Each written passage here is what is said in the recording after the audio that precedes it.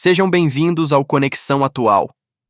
A crise na Venezuela é um dos processos geopolíticos mais complexos e prolongados da América Latina contemporânea.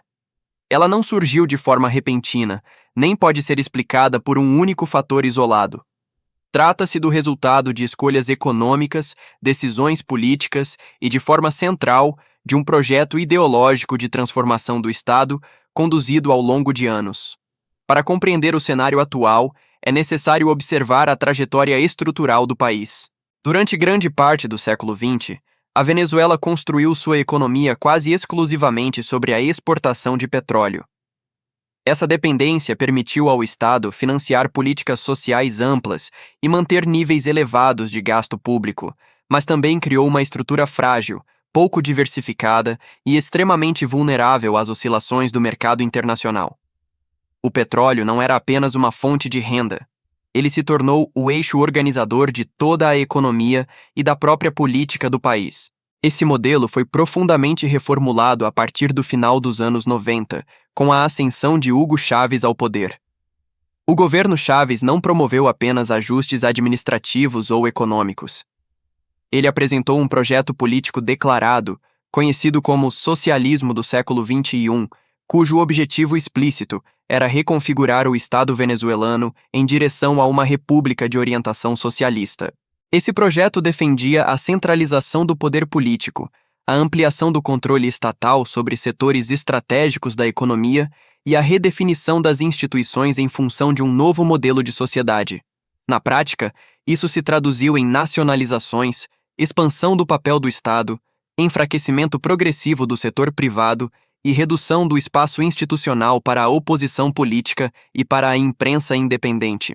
Enquanto os preços do petróleo permaneceram elevados, esse modelo conseguiu se sustentar.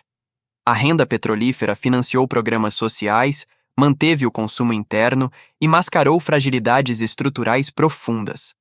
O crescimento econômico daquele período não foi acompanhado por diversificação produtiva, ganhos de eficiência ou fortalecimento institucional. A dependência do petróleo, ao invés de diminuir, tornou-se absoluta.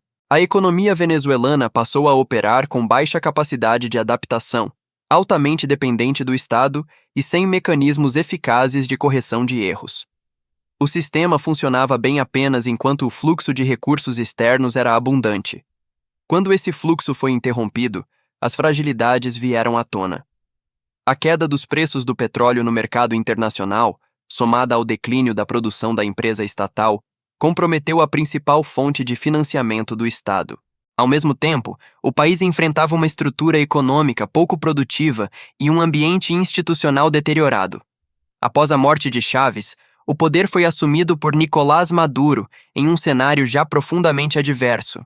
Em vez de promover reformas estruturais ou ajustes institucionais, o governo optou por aprofundar o modelo político existente. A centralização do poder aumentou, o controle sobre a economia se intensificou e o Estado passou a financiar seus gastos por meio da emissão de moeda, diante da falta de recursos. O resultado foi a hiperinflação. A moeda perdeu valor rapidamente, salários foram corroídos, preços se tornaram instáveis e o funcionamento normal da economia entrou em colapso. Produtos básicos desapareceram das prateleiras, cadeias de abastecimento foram interrompidas e serviços essenciais como energia, saúde e transporte passaram a operar de forma precária. Nesse estágio, a crise econômica transformou-se em crise social.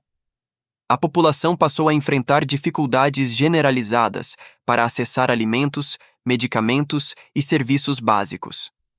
A insegurança alimentar se espalhou e a qualidade de vida caiu de forma acentuada em todo o país. Paralelamente, o projeto político avançou sobre as instituições. O sistema de freios e contrapesos foi enfraquecido, eleições passaram a ser amplamente contestadas e o poder concentrou-se cada vez mais no executivo. Protestos tornaram-se frequentes e, em muitos casos, foram reprimidos pelas forças de segurança. Esse ambiente levou ao isolamento internacional da Venezuela.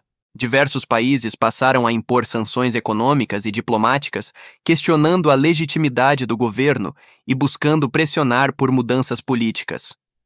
Embora essas sanções tenham como objetivo atingir o Estado, Seus efeitos também recaíram sobre a população, agravando ainda mais a crise econômica.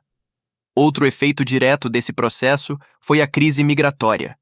Milhões de venezuelanos deixaram o país nos últimos anos, configurando uma das maiores migrações da história recente da América Latina. Esse fluxo afetou diretamente países vizinhos, pressionando sistemas de saúde, trabalho e assistência social, além de gerar impactos políticos e humanitários regionais. Hoje, a crise venezuelana não pode ser compreendida apenas como um fracasso econômico pontual. Ela é o resultado de um projeto ideológico que concentrou poder, reduziu a capacidade institucional de correção de erros e tornou o Estado excessivamente dependente de uma única fonte de renda.